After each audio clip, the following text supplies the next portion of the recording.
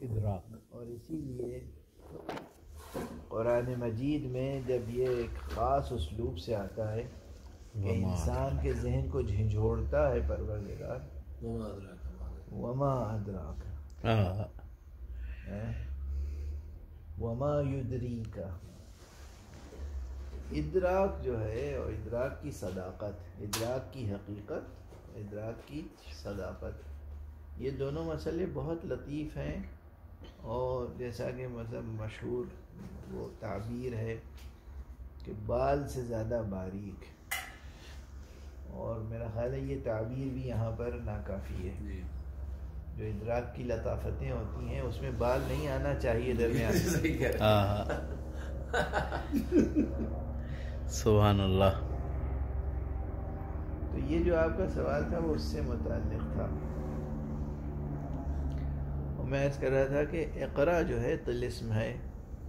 اب یہ اقرا جو ہے طلسم کہتے کسے ہیں؟ طلسم، اسی لفظ طلسم کو پلٹ دیجئے، طا لام سین میم، طلسم اسے پلٹ دیجئے، مسلط، میم سین لام تو، مسلط. آپ جب کسی فن پر مسلط ہو جاتے ہیں، پورا اقتدار آپ کو حاصل ہے، واہ واہ واہ، اور اس کے لیے کوئی کلید آپ کے پاس مل جاتی ہے، تو اسی کلید کو پھر طلسم کہتے ہیں. کیا کہنے، کیا کہنے، کیا کہنے، کیا عجیب دریافت ہے یہ خوبصورت. پوری زندگی جو ہے، پوری زندگی انسان کی، انسانی زندگی، حقیقی انسانی زندگی، اس کو اپنے منتہائے کمال تک پہنچنے کے لیے جس چیز کی ضرورت ہے اس کا طلسم جو ہے وہ لفظ اقرا ہے. کیا کہنے، واہ واہ، کیا کہنے، آہا ہا. یہی سبب ہے کہ اللہ کے آخری پیغام کا پہلا لفظ لفظ اقرا ہے. آہا ہا آہا. اللہ کا آخری پیغام اور اس کی پہلی وحی اقرا. اب اس اقرا کو بھی پلٹیے. اقرا میں کیا ہے؟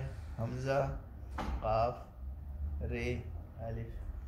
پلٹ دیجئے، الف رے قاف.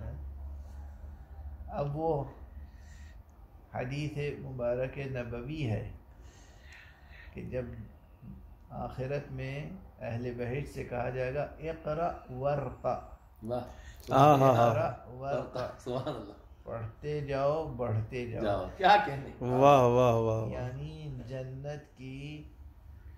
جنت کے مراتب و منازل و کیا بات ہے، کیا بات ہے. ہم عدد آیات قرآن ہیں. کیا کہنے، کیا کہنے. قرآن کی آیتیں پڑھتے جاؤ اور اوپر بلند ہوتے جاؤ. واہ واہ واہ واہ. انسان کو کیا چاہیے؟ کیا کہنے، تو پورا جو طلسم ہے نا وہ اس لفظ اقرا میں ہے. کیا بات ہے، کیا کہ دلیل قائم کیا. سبحان اللہ، سبحان اللہ. واہ کیا آپ نے خوبصورت اس کی، اس کے جو الفاظ کے دہرانے اور الٹ کرنے میں عجیب عجیب کیفیت، وہ بھی ایک طلسم ہے. اور اس طلسم کو دریافت کیا آپ نے. آپ لوگوں کو کوئی سوال ہے نا؟ ہم تو صاحب جو بیان کر رہے ہیں وہی سمیٹ لیں ہمارے لیے تو یہ بہت بڑی بات ہوگی اس وقت. ماشاء اللہ آپ کی